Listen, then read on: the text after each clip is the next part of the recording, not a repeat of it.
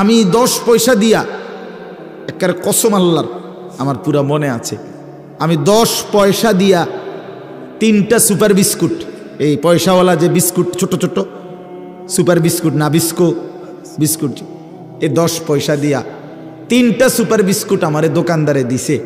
আমি ওই 3টা বিস্কুট পানি ভিজাইয়া খাইয়া এরপরে পড়তে গেছি।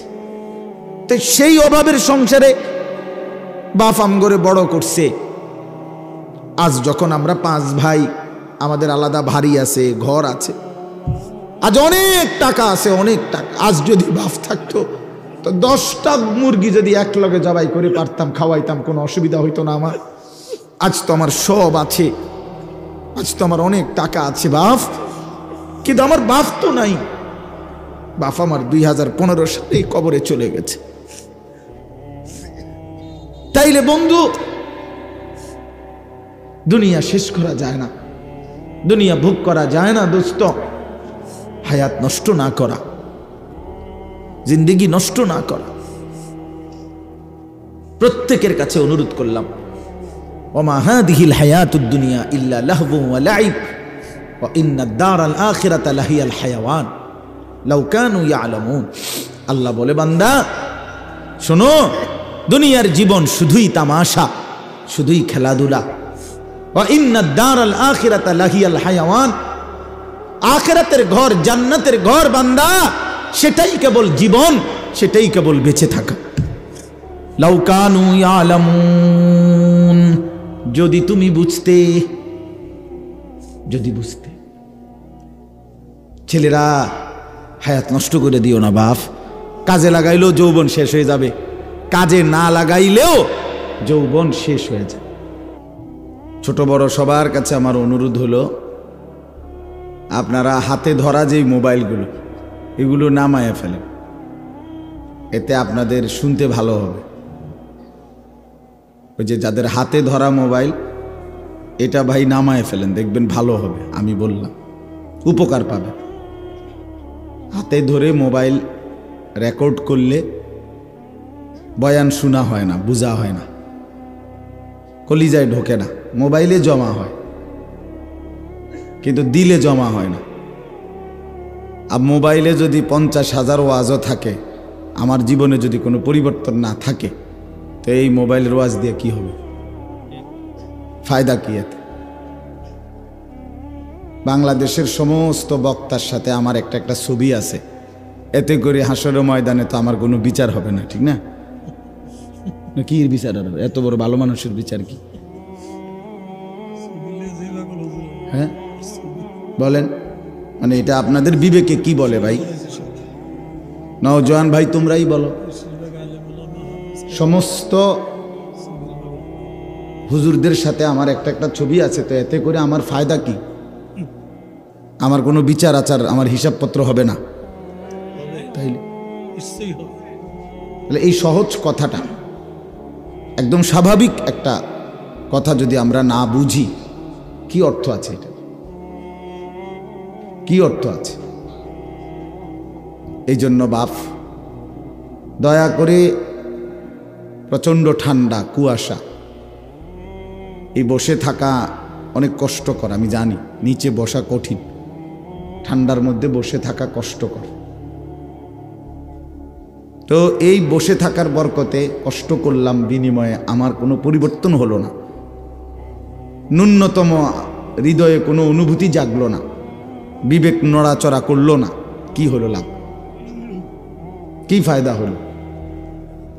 আমি সব সময় বলি, প্রত্যেক দিন এই কথাটা বলি, যে বক্তা তো বদলাইলো অনেক, আমি বদলাইলাম কিনা এটা তো দেখা উচিত।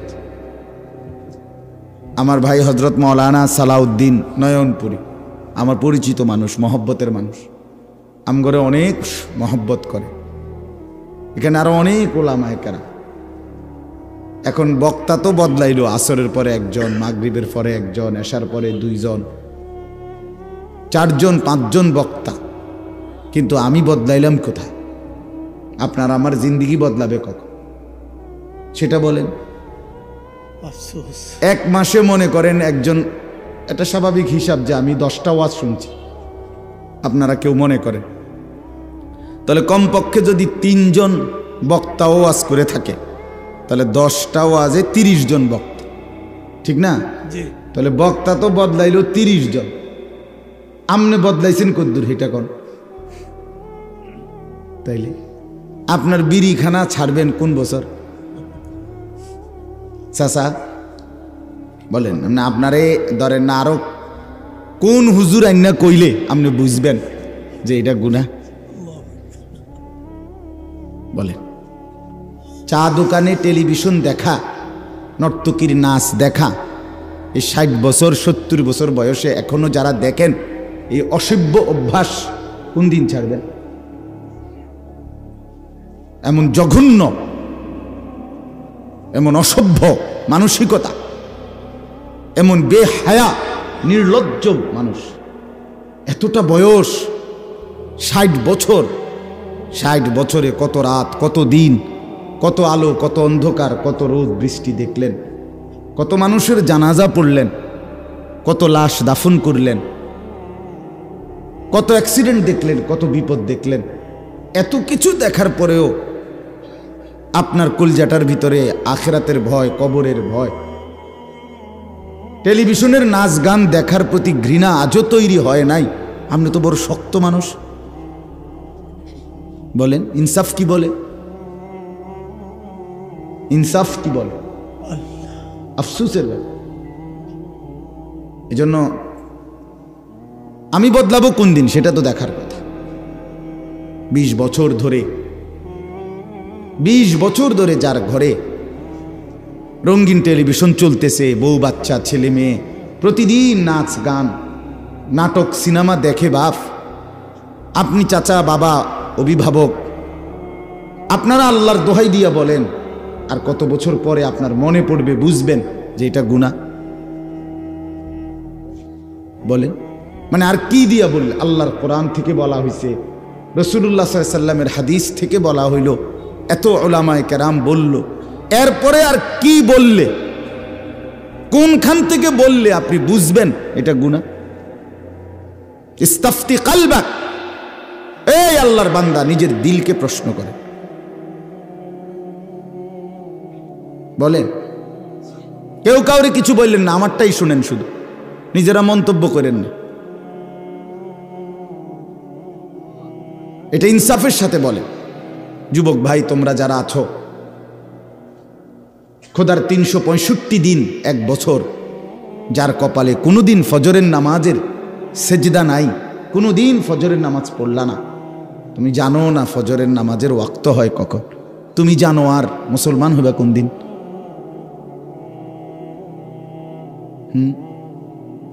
বলো ভাইয়া, তুমি মানুষের বাচ্চা হবা কোন দিন?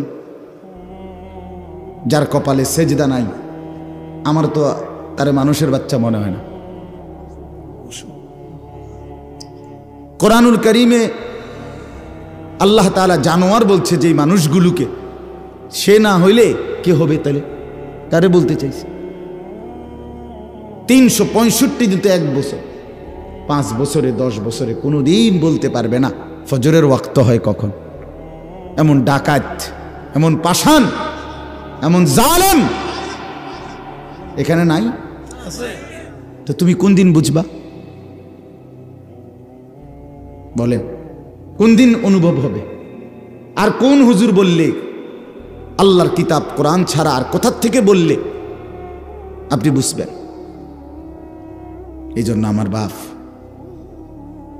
আমি অনুরোধ করছি, শুধু শুনবার জন্য বসা না, বরং আমার দিলে, আপনার দিলে যেন অনুভূতি জাগে। ফিকির চাই, ফিকির, দিলটা যেন নড়ে চড়ে ওঠে, বিবেক যেন নড়ে চড়ে ওঠে, এটা উচিত। ভেবে দেখেন, আমি আমাকে নিয়ে ভাবি, আপনি আপনাকে নিয়ে ভাবেন, প্রত্যেকেই প্রত্যেকের অবস্থার উপরে ভাবেন ইনসাফের সাথে। যুবক ভাই তোমরাও ভাবো, মুরব্বী চাচা আপনারাও ভাবেন, পর্দার আড়ালের মা বোন 20 বছর ধরে বেপর্দা চলেন, আজকে 10 বছর ধরে আপনি গোসল করেন যেই জায়গায়, রাস্তার মানুষ আপনারে দেখে আসতে যাইতে আমনের মতো বেহায়া নির্লজ্জ মহিলা যে গোসল করে কেমনে পর্দার আড়ালে, এ কথাটুকুও বোঝেন না, আপনি মুসলমানের বেডি হইলেন কেমনে? কথা বলেন না কেন? আপনার মতো বেশরম মহিলা আল্লাহর জমিন আর কে? কোন দিন বুঝবেন আপনি? কত বছর পরে বুঝবেন আপনি বেপর্দা জিন্দিগি এটা গুনাহ? আপনাদের যাদের ছেলে নামাজ পড়ে না, মেয়ে পর্দা করে না, স্ত্রী পর্দা করে না, আপনাদের যাদের ঘরে আপনাদের টাকা দিয়ে বিদ্যুৎ বিল দেন, আপনাদের টাকা দিয়ে ইন্টারনেটের বিল দেন, ডিশের বিল দেন, আর সেই টাকা দিয়ে আপনাদের ঘরে আপনাদের স্ত্রী সন্তান টেলিভিশনে নাচ গান নাটক সিনেমা নর্তকীর ছবি জিনা ব্যভিচার দেখে, আল্লাহর কসম পুরুষরা আপনাদের যাদের ঘরে টেলিভিশনে বউ বাচ্চা নাচ গান দেখে আপনারা প্রত্যেকে দায়ুস। আমার নাম আনিসুর রহমান, মনে রাখেন। আরেকবার না আয়নের খেয়ালে কইছি, আজ যাতে আয়ন না লাগে, একবারেও আজ মনে রাখবেন। স্পষ্ট হাদিস, আল্লাহর নবী সাল্লাল্লাহু আলাইহি সাল্লাম বলেন 3 ধরনের ব্যক্তির জন্য জান্নাত হারাম। হারামাল্লাহু আলাইহিমুল জান্নাহ তালাসা, 3 ধরনের ব্যক্তি নবীজি বলছেন। 1 নাম্বার হলো মুদমিনু খাম, নেশাখোর মদখোর, মদ পান করে যে নেশা করে, এই নেশাখোর জানোয়ার মদখোর, ফেন্সিখোর, বাবাখোর, ডাইলখোর, আবার ট্যাবলেট ব্যবহার করে, তার জন্য আল্লাহ রাসূল বলছে জান্নাত তোর জন্য হারাম। 2 নাম্বার আকুল ওয়ালিদাইন, পিতা মাতার নাফরমান, মা বাবারে কষ্ট দেয় যে, মা বাবার উপরে জুলুম করে যে, মা বাবার অবাধ্য যে, তার জন্য জান্নাত হারাম। আর 3 নাম্বার ওয়াদাইয়ুস। এখন প্রশ্ন হইল দাইয়ুসের জন্য আল্লাহ রাসূল বলছে জান্নাত হারাম। এখন দাইয়ুস কে? খোদার কসম আমার ব্যাখ্যার দরকার নাই, আমার কথা না, রাগ হওয়ার কোনো সুযোগ নাই। আল্লাহ রাসূল বলছেন সাল্লাল্লাহু আলাইহি ওয়াসাল্লাম আল্লাযী ওয়াদাইয়ুস আল্লাযী ইউকিররু আহলাহু আল খুবুস। এটাই হাদিসের ইবারত। রাসূলুল্লাহ সাল্লাল্লাহু আলাইহি সাল্লাম বলেন এবং দাইয়ুসের জন্য জান্নাত হারাম। আর দাইয়ুস বলে যে তার পরিবারের স্ত্রী সন্তানের জন্য গুনাহ, নাফরমানি, খাবাসাত, জঘন্যতা, অশ্লীলতা, বেহায়াপনা, অসভ্যতাকে স্বীকৃতি দেয়, মেনে নেয়, তারে বলে দাইয়ুস, তার জন্য জান্নাত হারাম। হ আকার হা, অন্ত্যেষ্টিয় আকার ম, হারাম। বানান করে কইছে, আবার যদি কেউ বানান না পারে আল্লাহ বানান করে কইছে।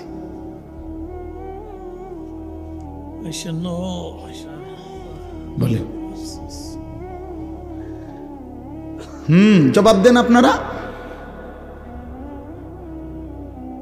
ঘরে 10 বছর ধরে টেলিভিশন চলে, আপনার কলিজার মধ্যে কোনো নড়াচড়া নাই, আপনি এটারে কিছুই মনে করেন না। কিতা ঘটনা কিতা?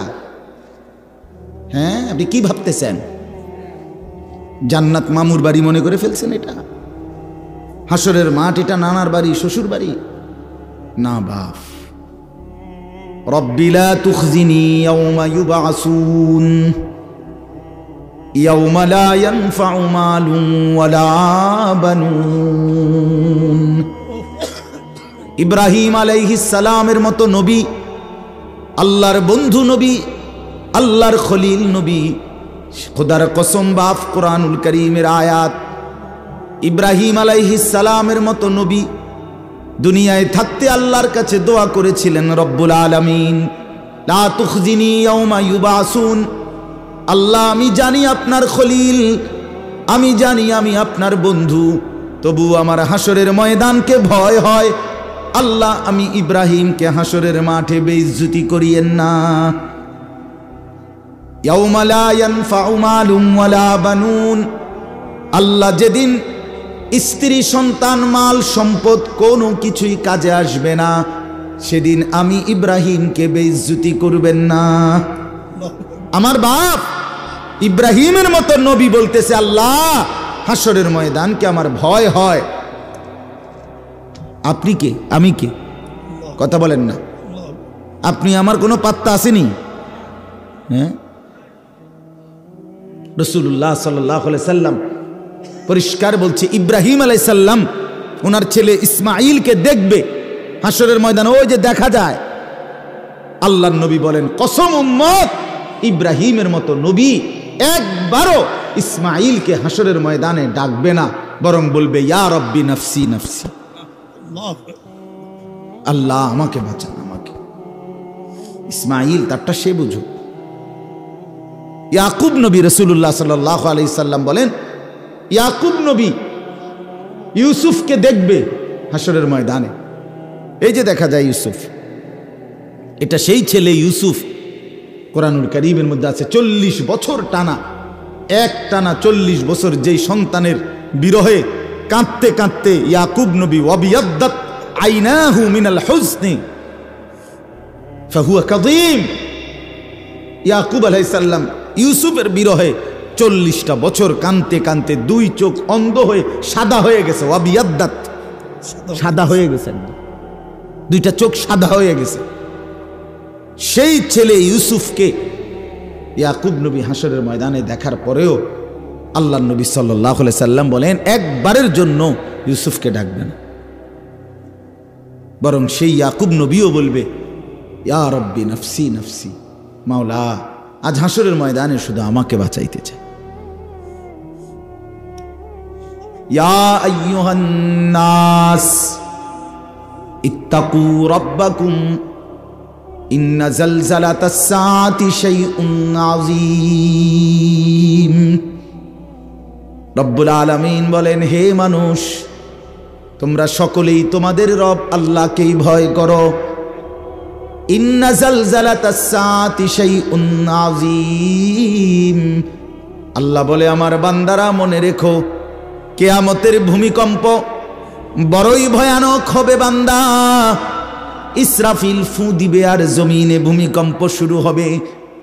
সেই ভূমিকম্প একদিক শুধু নড়বে না, এক পাশ শুধু নড়বে না, আমার সৃষ্টির পুরা জমিন একসাথে নড়বে, একসাথে ভূমিকম্প শুরু হবে। ইয়াউমা তারাউনাহা তাদহালু কুল্লু মুরদিআতিন আম্মা আরদাত। রব্বুল আলামিন বলেন, জমিনে ইসরাফিলের ফু দিলে কিয়ামতের ভূমিকম্প যখন শুরু হবে, সেই অবস্থায় যে মা তার বাচ্চাকে দুধ পান করাইতেছিল, কলিজার টুকরা কোলের সন্তান, মা বড় যত্ন করে বুকের দুধ খাওয়াচ্ছিল, আল্লাহ পাক বলে জমিনের ভূমিকম্প শুরু হবে, সেই মা তার দুধের বাচ্চাকে ছুঁড়ে ফেলে দিয়ে পাগলের মতো দৌড়তে শুরু করবে। তাদাউ কুল্লু যাতি হামলিন হামলাহা, এটা কোরআনের আয়াত। তাদাউ কুল্লু যাতি হামলিন হামলাহা। রব্বুল আলামিন বলে, যেই মা 9টা মাস টানা গর্ভের সন্তান ধারণ করেছিল, এখন বাচ্চা প্রসব হওয়ার মুহূর্ত, আগামী 10 ঘন্টা 2 ঘন্টা 6 ঘন্টা পরে হয়তো বাচ্চাটা প্রসব হবে, এই মুখোমুখি ঠিক এই মুহূর্তে ইসরাফিল ফু দিবে, আমার জমিন কেঁপে উঠবে, ভূমিকম্প শুরু হবে কিয়ামতের।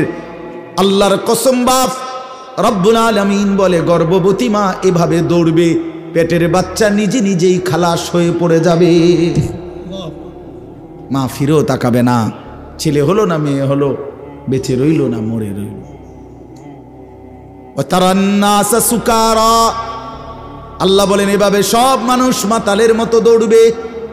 ওমা হুম বিসুকারা, কিন্তু আল্লাহ বলে কেউ আজ মাতাল নয়, কেউ পাগল হয় নাই। ওয়ালাকিন্না আযাবাল্লাহি শাদীদ, সবাই বুঝে ফেলবে আজকে আর আল্লাহর আযাব, এখান থেকে আর পরিত্রাণ পাওয়ার সুযোগ নাই। আজ সবাই বুঝবে। ফাইদা বারিকাল বাসার ওয়া খাসাফাল কামার ওয়া জুমিআশ শামসু ওয়াল কামার ইয়াকুলুল ইনসানু ইয়াওমাইদিন আইনাল মাফার। আল্লাহু আকবার। আল্লাহ বলে চোখে ধাঁধা লেগে যাবে, ধাঁধা লেগে যাবে বাপ। ইসরাফিল ফু দিবে, জমিনের কাঁপ উঠবে, আর মানুষের চোখ ধাঁধা লাগবে। ধাঁধা লাগবে কেন? ভেলকি লেগে যাবে কেন? চোখের সামনে আসমান ভেঙে পড়বে, চাঁদ খসে পড়বে, সূর্য খসে পড়বে, তারকারাজি খসে পড়বে, পাহাড় উঠতে থাকবে, জমিন রেজা রেজা পাউডার পাউডার হয়ে যাবে, সাগর খাল নদীর পানিগুলো উঠতে থাকবে জলীয় বাষ্পের মতো, টকবক করে উতরাইতে উতরাইতে উড়ে যাবে। এই অবস্থা দেখে যেদিকে তাকাবে মানুষ ভেলকি লেগে যাবে, হায় হায় এটা কি হচ্ছে, এটা কি হচ্ছে, ওইটা কি হচ্ছে। খোদার কসম, কোরআনে আল্লাহ বলে এক মানুষ আরেক মানুষকে দৌড়তে দৌড়তে বলবে আইনাল মাফার, ভাইয়া পালাবো কোথায়, আশ্রয় কোথায়, দাঁড়াবো কোথায়, নিরাপত্তা কোথায়। আর শাজিম থেকে আল্লাহ বলবেন কাল্লা লা ওয়াজার, না বান্দা আজ আর কোথাও ঠিকানা নাই। কাল্লা লা ওয়াজার, আজ আর কোথাও আশ্রয় নেই। না বান্দা, ইলা রব্বিকা ইয়াউমা ইদিনিল মুস্তাকার, আজ শুধুই আশ্রয়ে তোমার রব আল্লাহর নিকট। কার নিকট বলেন? আল্লাহর নিকট। ইউনাব্বাউল ইনসানু ইয়াউমা ইদিন বিমা কদ্দামা ওয়া আখার। রব্বুল আলামিন বলেন ইসরাফিলের শিঙ্গা ফু দিয়ে পুনরায় আমি আল্লাহ হাসরের মাঠে সবাইকে নিয়ে আসব, আর প্রত্যেকটা মানুষকে তার জিন্দিগির দুইটা জিনিস জানাবো। একটা হলো ভালো কিংবা মন্দ তুমি নিজের হায়াতে যা করেছ, আরেকটা হলো ওয়া আখার, তোমার মৃত্যুর পরে তোমার নামে ভালো কিংবা মন্দ যা কিছু দুনিয়াতে চালু ছিল, দুইটার হিসাব। এই মসজিদে আমি নামাজ পড়েছি মোট যত ওয়াক্ত, এটাও আমার আমল নামাতে জমবে। এই মসজিদে আমি 1 লক্ষ টাকা দিছিলাম, 10,000 টাকা দিছিলাম, বিনিময়ে এই মসজিদটা হয়েছে। এরপরে যতদিন এই মসজিদে মুসল্লি নামাজ পড়েছে তাদের নেকির সমপরিমাণও আমার নামে জমবে। এই টেলিভিশনে আমি যতদিন দেখেছি নাচ গান নর্তকীর ছবি, এটা আমার নামে গুনাহ জমবে। আল্লাহর কসম বাপ, আমার মৃত্যুর পরে স্ত্রী সন্তান ছেলে মেয়ে আমার ঘরে যেই রঙিন টেলিভিশনে নাচ গান যত বছর ধরে দেখেছিল, আল্লাহর কসম বাপ, সমস্ত গুনার 100 সমান আমার আমল নামার মধ্যেও জমা হবে।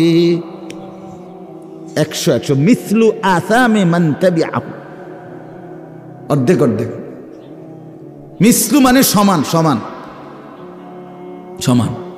লা ইয়ানকুসু যালিকা মিন আথামিহিম শাইআ, এক বিন্দু গুনাহ নাফরমান যে করছে তারও কমাবে না, যে ব্যবস্থাপনা করেছে তারও কমবে না। অপেক্ষা করে আপনি নিশ্চিন্ত থাকেন।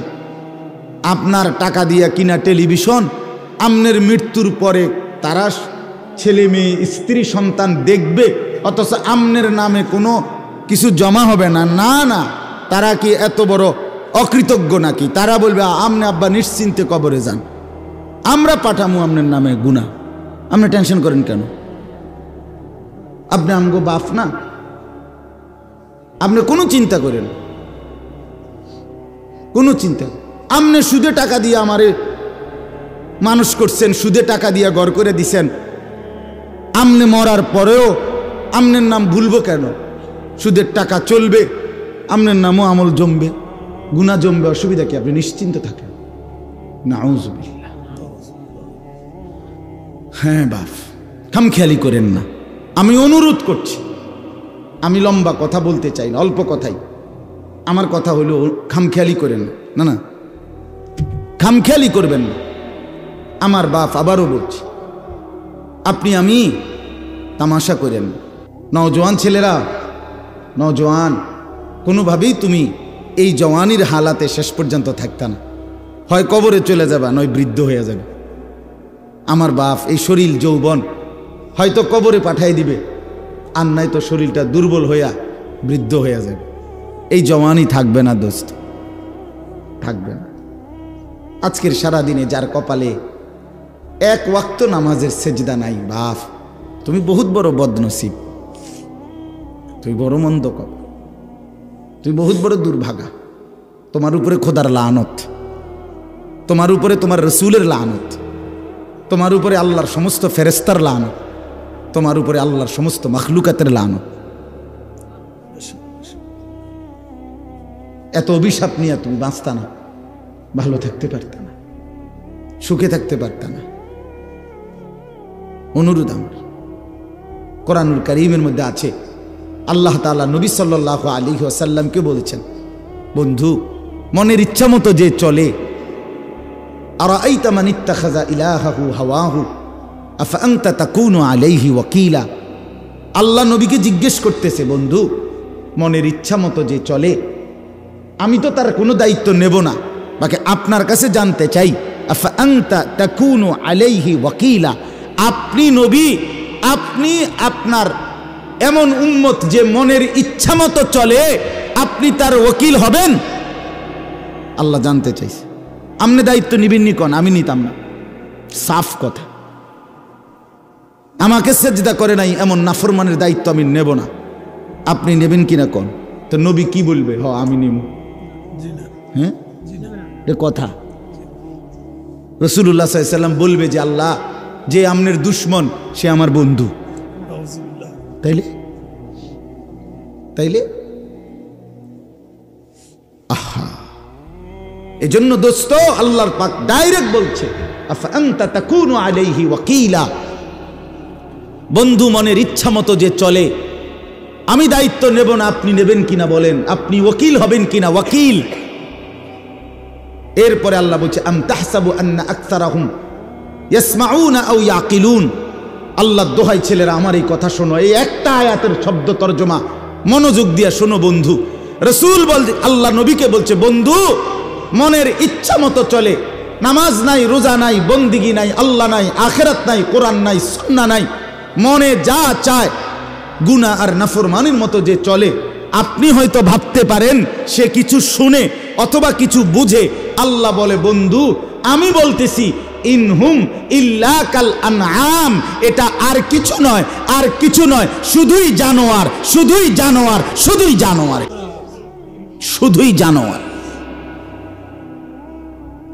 ইনহুম ইল্লা কাল আনআম। নফি ইস্তিসনা আরবি ভাষার গ্রামারের নিয়ম হইল নফি ইস্তিসনা তাকিদ বুঝায়।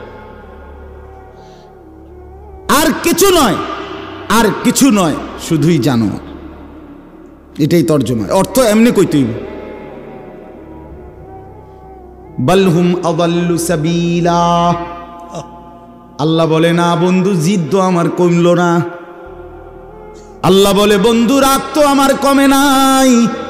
তারে জানোয়ার বলে আমার আল্লাহর রাগ কমে নাই। আল্লাহ বলে, না বন্ধু না, এটা জানোয়ারও না, এটা জানোয়ারের চাইতো নিকৃষ্ট পথহারা। এটা কুত্তাও না, শুয়োরও না, এটা গরুও না, ছাগলও না, এটা কি কুত্তাও না, না না না, এর চাইতো পথহারা। এক কুকুর যদি কেউ লাঠি আলগি দেয়, তাহলে সেই কুকুর বুঝে আমারে মারবে, আমার ক্ষতি হবে, দৌড় মারে। আর মানুষ নামের এই জানোয়ার ঘন্টার পর ঘন্টা মোবাইলে উলঙ্গ ছবি দেখে, নর্তকীর নাচ দেখে, এক ওয়াক্ত নামাজ পড়ে না, একটা টাকা হারাম হালাল উপার্জন করে না, স্ত্রী পর্দা করে না, ছেলে নামাজ পড়ে না, মেয়ে পর্দা করে না, সারাদিন দুনিয়ার অবৈধ উপার্জন নিয়ে পড়ে থাকে। তার মানে এই সবগুলো গুনাহ যে তাকে জাহান্নামের ধাউ ধাউ আগুনে জ্বালাবে, এই জানোয়ার এটাও বোঝে না। এ তো কুত্তার তুনু খারাপ,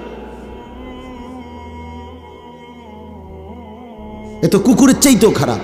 কুকুর তো লাঠি আলগি দিলে বুঝে যে আমার মারবো, এই জন্য দৌড় মারে। বালহুম আদাল্লু সাবিলা। আল্লাহ তাআলা বলে, বরং সে তার চাইতেও বেশি নিকৃষ্ট পথহারা। আল্লাহ আমাদেরকে মাফ করে দেন। আমার ভাই, শক্ত কথা বলছি শুধু এই কারণে, দিল জাগাইতে চাইছি, নইলে আমার কোনো কারোর সাথে কাজ্জা হয়েছে না, এনে বলে আইয়ে একটা মারামারি হয়েছে, আজ যা সুযোগ পাইছি মাইকে সুইরালাম। ব্যাপারটা এমন কিচ্ছু মনে করায় দেওয়া। কেন ভুলে যাব আল্লাহকে? কেন ভুলে যাব আল্লাহকে? কেন আখিরাত ভুলে যাব আমরা? আল্লাহকে কেন ভুলে যাওয়া? দুনিয়া আমাদেরকে কি দিল? নর্তকী আমাদেরকে কি দিল? গান, বাদ্য, নাটক, সিনেমা আমাদেরকে কি দিল? হারাম উপার্জন যে মানুষগুলো করছেন, আল্লাহর কসম করে বলেন, তার কি সংসারের প্রয়োজন, চাহিদা শেষ পর্যন্ত পূরণ হয়ে গেছে? তাই লাভ হয়েছে কি?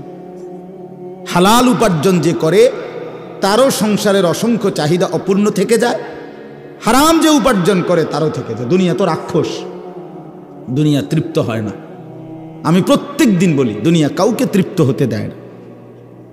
দুনিয়া একটা রাক্ষসের নাম, যে রাক্ষস এতগুলো দিলেও গিলে ফেলে আবার মুখ হা করে, এর নাম দুনিয়া। দুনিয়া ছোট কম্বলের মতো, যে কম্বল নিচেরটা ঢাইকা দিলে উপরটা খালি হয়ে যায়, উপর অংশ ঢাকলে নিচের অংশ খালি হয়।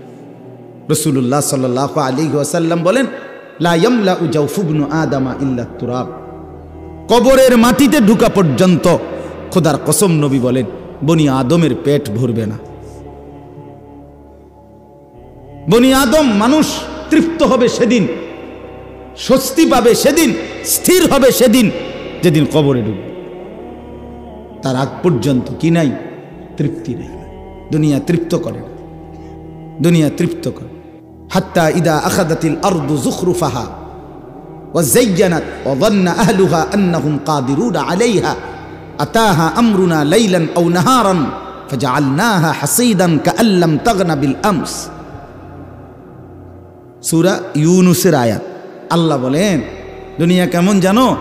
এক কৃষক খেতে ধান ফলাইছিল, সারা খেতে সবুজ গাছ ভরে উঠছে।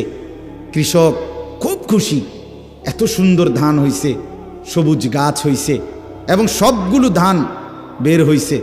কৃষক বসে বসে ধান ক্ষেতের পাশে দাঁড়াইয়া আগামী 2 বছরের 1 বছরের পরিকল্পনা লাভের করতেছে, যে এই ধানগুলো বিক্রি করে আল্লাহর রহমতে আশা করি লাখ 2 টাকা যদি মিল হয়, দোতলার কামড়া ধরমু, ফোলাগা বিদেশ ফাটামু, মেয়েটা বিয়ে দেবো, হ্যাঁ, অথবা 2টা রোম আর বাকি, 2টা রোম শেষ করমু। এইভাবে ভেবে সে তার প্ল্যান প্রোগ্রাম করতেছে। কিসের উপরে? সবুজ ধান গাছগুলোর উপরে তাকাইয়া। আল্লাহ বলেন আতাহা আমরুনা লাইলান আও নাহারান, হঠাৎ এক রাতে অথবা সকালে এই লোকের অগোচরে আমি আল্লাহর পক্ষ থেকে হয়তো মুষলধারে প্রচণ্ড বৃষ্টি অথবা প্রচণ্ড ঝড়ো বাতাস অথবা যেই কোনো রকমের কোনো কিছু পোকা এই ক্ষেতের মধ্যে লাগছে। 1 ঘন্টায় 1 রাতে সকালবেলা আইসা সে দেখছে একদম মাটির সাথে মিশে গেছে ফসল। কাআল্লাম তাগনা বিল আমস, মনে হচ্ছিল যেন গতকালকে এখানে কিছুই ছিল না। আল্লাহ বলে ঠিক দুনিয়ার জীবন বান্দা এমন। 50 বছর পরিকল্পনা করে, কত কষ্ট রক্ত পানি করে, রাত দিন হালাল হারাম বাজ বিচার করে নাই। কিসের আল্লাহ, কিসের নামাজ, কিসের রোজা, কিসের হালাল হারামের পার্থক্য? দুনিয়া শুধু 2 হাতে ছিঁড়া কামড়াইয়া দুনিয়া জোগাড় করছে। জোগাড় করার পরে এখন যখন সিদ্ধান্ত নিছে ভোগ করবে দুনিয়া, মালাকুল মউত আজরাইল আইসা বলছে চাচা চলেন, যাওয়ার সময় হয়ে গেছে, যাওয়ার সময় হয়ে গেছে। হ্যাঁ, আমরা কিতাবে পড়ছি দিল্লির একজন সম্রাট ছিল শের শাহ। তিনি দিল্লির বাদশাহ হয়েছিলেন। দীর্ঘ 60 বছর যুদ্ধ করে লাগাতার শেষ পর্যন্ত উনি দিল্লির ক্ষমতা দখল করছিলেন, দিল্লির বাদশাহ হয়েছিলেন। তখন ওনার বয়স হয়ে গেছে 70 ঊর্ধ্বে যখন উনি দিল্লির মসনদে বসছেন। ইতিহাসের বক্তব্যে আছে দিল্লির সম্রাট শের শাহ একদিন বলছিলেন এই অবস্থায় যে হায়, আমার রাজত্বের সূর্য যখন উঠল, আমার হায়াতের সূর্য যখন ডুবতে শুরু করল। আমার রাজত্বের সূর্য তো উঠছে, আজ তো আমার ক্ষমতার অনেক কিছু হয়েছে, কিন্তু আমার হায়াতের সূর্য তো ডুবতে শুরু করছে। আমার তো আর এখন উপভোগ করার টাইম নেই। আমার বাপ হতে পারে কবরে পৌঁছায় দিবে, অথবা অসুস্থ, রোগ, বৃদ্ধ, দুর্বলতা অক্ষম করে দিবে। আমরা 5 ভাই 3 বোন 8 জন। আমার আব্বা 43 বছর এক মসজিদে ইমামতি করছে, একটা প্রাইমারি স্কুলের মাস্টারি করছে। 8 জন ভাই বোনকে অনেক কষ্ট কইরা অভাবের সংসারে আব্বা পড়ালেখা করাইয়া দিন শিখাইছে। অনেক কষ্ট হয়েছে বাপের, সেই স্মৃতি আমার পুরা মনে আছে। বাপ অভাবের সংসারে বাবার টানা হেসরাটা কেমন ছিল। 8টা ভাই বোন, পড়ালেখা করাইতে গিয়ে বাবার বুকটা মাটির সাথে লাগিয়া গেছে। একটা গেঞ্জি দিয়েও বাবার জিন্দেগি চলছে। আমার একটা বয়ানের মধ্যে আছে, আমি একবার বলছিলাম, আমি ঈদের দিনেও আমার ঈদের পাঞ্জাবিটা সেলাই হয় নাই, ঈদের দিনও আমি দাঁড়াইয়াছিলাম টেইলারের সামনে। টেইলারের দোকানদার সেলাই করে দেওয়ার পর এরপরে আমি ঈদগাহে নামাজ পড়তে গেছি। ছোটবেলায় আমার ছোট ভাই 1 কেজি আটার টাকার থেকে আমার মা বলে দিছে 1 কেজি আটার টাকা দোকানদারে দিয়া কইবি তোরে যেন 2 টাকার কম দেয় আটা, ওই 2টা টাকা যেন তোকে দেয়, সেই 2 টাকা দিয়া তুই কিছু খাইস। মা এইভাবে সংসারে ছোট ভাইরে টাকা দিছে। আমি 10 পয়সা দিয়া, একেবারে কসম আল্লাহর আমার পুরা মনে আছে, আমি 10 পয়সা দিয়া 3টা সুপার বিস্কুট, এই পয়সাওয়ালা যে বিস্কুট ছোট ছোট সুপার বিস্কুট না বিস্কো বিস্কুট, এই 10 পয়সা দিয়া 3টা সুপার বিস্কুট আমারে দোকানদারে দিছে।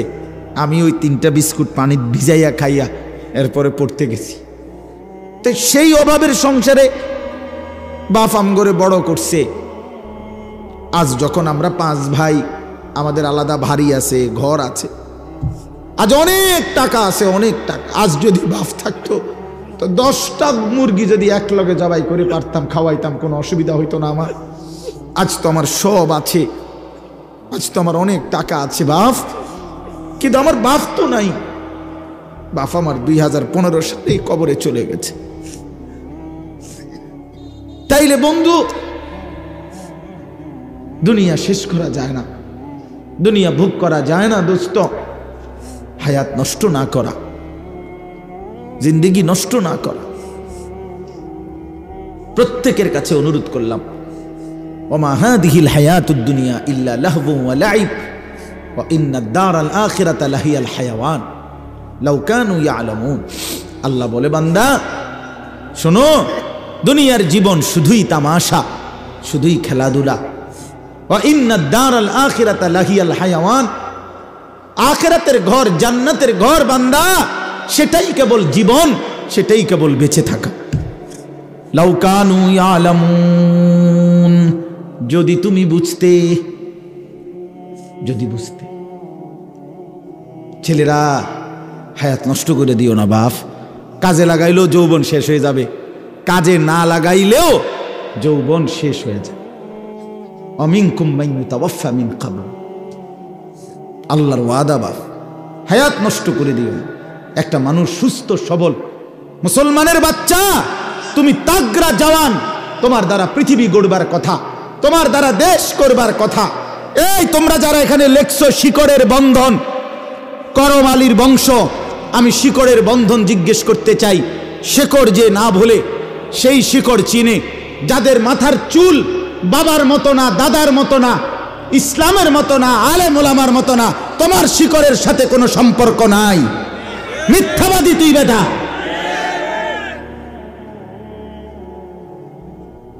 তোর বাবা কোনোদিন এই চুল রাখে নাই। কথা বলেন না কেন? এটা শিকড়। তুমি শিকড় ছিঁড়ে ফেলছো। শিকড় কাগজে লিখলে হবে না, প্রমাণ করো তোমার শিকড়। তোমার দাদা দিন রাত, তোমার দাদা মোবাইলে উলঙ্গ ছবি দেখতো না? এই বেটা কথা কয় না কেন ছেলেরা? তোমার বাপ দিবানিশি মোবাইলে উলঙ্গ ছবি দেখতো, তো তুমি যে সারা দিন সারা রাত মোবাইলে উলঙ্গ ছবি দেখো, সারা দিন এটা টিপো, এটা নি শেকড়। কোথায় তোমার শেকড়? কই? আমার শেকড়ের বন্ধন আছে।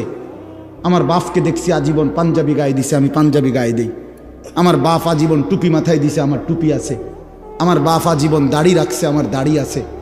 আমার বাপ আজীবন মিসওয়াক করছে, আমার মিসওয়াক আছে। আমার বাপ আজীবন টয়লেট পেপার ব্যবহার করছে, আমার টয়লেট পেপার আছে। আমার বাপ আজীবন তসবি ব্যবহার করছে, আমার কাছে তসবি আছে, ওই যে তসবি এনে থুইলাম।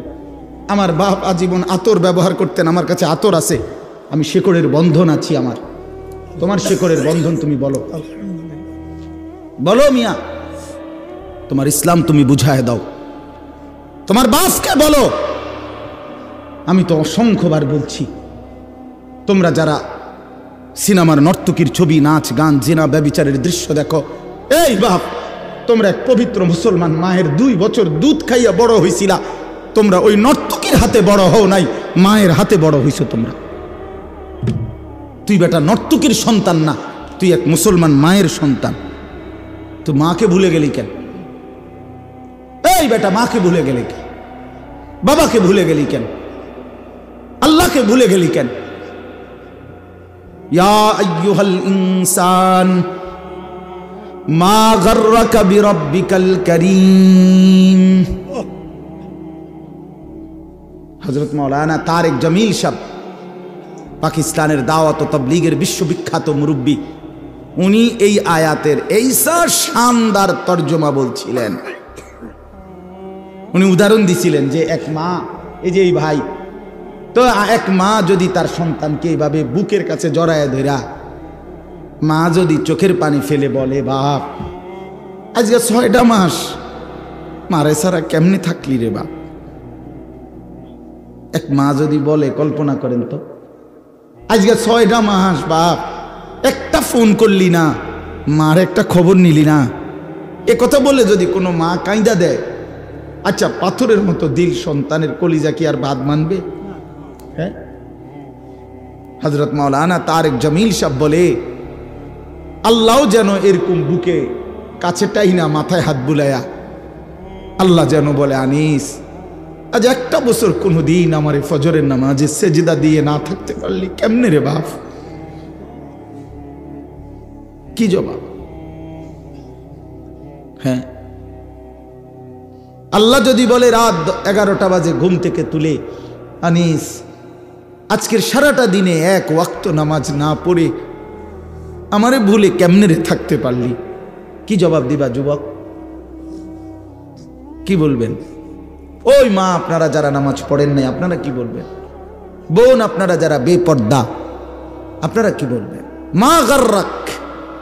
মা গাররাকা বিরাব্বিকাল কারীম। আল্লাহ বলে, হে মানুষ, আমার মতো দয়ালু মেহেরবান মনিব থেকে কে তোমারে আলাদা করে দিল? আমার চাইতে ভালো কোথায় পাইলা?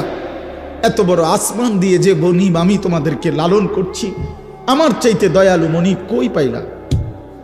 এত বড় জমিন, ওয়াস-সামাআ বানাইনাহা বিআইদিন ওয়া ইন্না লামুসিউন। আল্লাহ বলেন, বিস্তীর্ণ এই আসমান তো আমি আল্লাহ আমার নিজ কুদরতি হাতে বানিয়েছি। ওয়াল আরদা ফারাশনাহা ফানি'মাল মাহিদুন। আল্লাহ বলে, পায়ের নিচের এই জমিন তো বান্দা আমি আল্লাহ নিজে বিছিয়ে দিয়েছি। কে বিছাইছে? বলেন সবাই, আসমান কে করেছে? এত বড় আসমান, এত বড় জমিন দিয়ে বান্দা আমি তোমাকে লালন করছি, আমার চাইতে দয়ালু মনিব তুমি কই পাইলা? যুবক বলো, ভাইয়া বলো বলো। ওই হারামখোর বাবারা বলে, সুদের লেনদেন যারা করেন আল্লাহকে ছেড়ে দিলেন কেন? একটা ওয়াক্ত নামাজ যারা পড়েন না আল্লাহকে ছেড়ে দিলেন কেন? কেন? আল্লাহর চাইতে উত্তম কাকে পেলেন? আল্লাযী খালাকাকা ফাসাওয়াকা ফাআদালাক। আল্লাহ বলে, তোকে বানিয়েছি আমি, তোকে সাজিয়েছি আমি, তোর দেহের অঙ্গ প্রত্যঙ্গ লাগাইছি আমি। তোর মাকে জিজ্ঞেস কর, মা আমার নাক লাগাইছে যেদিন আপনি জানতেন কিনা, আমার হাত লাগাইছে যেদিন আপনি জানতেন কিনা? মা বলবে, না রে ফুত, আমি কিছুই জানতাম না, আমি শুধু জানতাম আমার গর্ভ, আমার পেটে সন্তান আছে, আমি এতটুকুই জানতাম। আল্লাহ বলে, মা তুই ঘুমা, তোর পেটে রাইখাই আমি আল্লাহ যথোপযুক্ত সময়ে তোর সন্তান গড়ে দিচ্ছি। ওয়ালাকাদ খালাকনাকুম সুম্মা সাওয়ারনাকুম। আল্লাহ বলে, বানাইছিও আমি, সাজাইছিও আমি। বাহ! মা জানে না, বাবা জানে না, কেউ জানে না। কেউ জানে নাক লাগাইছে কোন দিন, কান লাগাইছে কোন দিন? কেউ জানে? জানে শুধু কে? আল্লাহ। সেই আল্লাহকে কেন ভুলে যাওয়া বাপ? কেন? আজকের থেকে সিদ্ধান্ত নেই, আল্লাহকে নারাজ করব না ইনশাআল্লাহ। যুবক ভাই বলো না, নওজোয়ান বলো, এই চুল কাইটা ফেলো, চুল কাইটা ফেলো। বন্ধু মনে রাখো, এই চুল, এই সামনে ডানে বামে বড় চুল যাদের, আল্লাহর দোহাই, এই চুল থাকা অবস্থায় তুমি দাজ্জাল থেকে বাঁচতে পারবা না, তোমার ঈমান বাঁচবে না। একেবারে আল্লাহর কসম, আমি বন্ধু যদি বলো তোমার বুকে জড়াই এক ধরে কইতে আমি রাজি, তুমি বাঁচতে পারতা না। যদি এই চুল থাকা অবস্থায় দাজ্জাল বের হয় তুমি ঈমান বাঁচাইতে পারতা না। এই চুল থাকা অবস্থায় যদি তোমার ইমাম মাহাদি বের হয় তুমি ওনার পক্ষে যাইতে পারতা না। এই চুল সরাসরি দাজ্জালের অনুসারীদের চুল, ঠিক আল্লাহর কসম। রাসূলুল্লাহ